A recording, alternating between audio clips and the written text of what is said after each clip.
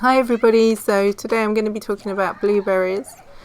I have two blueberry bushes which I keep in containers, and as you can see I get some quite big chunky blueberries from them. So I keep my blueberries in a sunny position which is quite sheltered by other foliage and plants. So I feed them distilled vinegar once a week, and I will give them about a third of this bottle, and I'll do that by filling the watering can to the top. It's about a 4 litre, I'd say 4 or 5 litre watering can, and I'll put a third of that bottle in the watering can and then just give half and half between each container.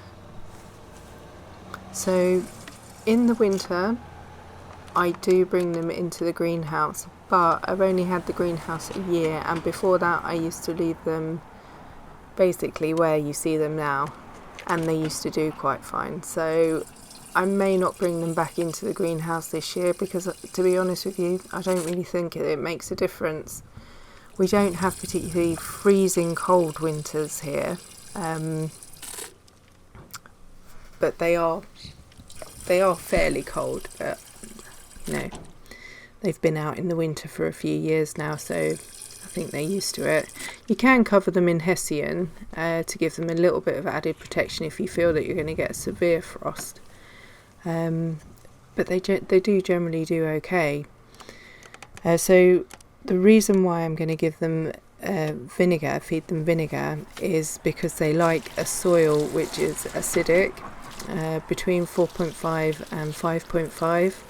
To be honest, I've never measured the acidity of this soil, but once a month I top up the containers with ericaceous soil, which I'll show you at the end, John Innes, and I feed them chicken manure pellets as a top feed. And in the winter I shall put some wood chip around the top of them, which helps to add nutrients to the soil ready for next year in the summer. So I'm just going to bring you in a little to show you how sodden the pots are now.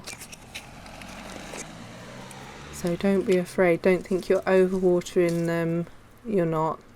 This is free draining soil and it needs to go straight through. They are a really thirsty plant.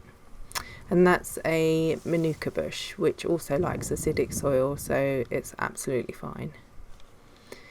And this is the soil that I use, John Innes ericaceous compost. Okay, thanks for watching. I hope that's been helpful, and I'll see you next time.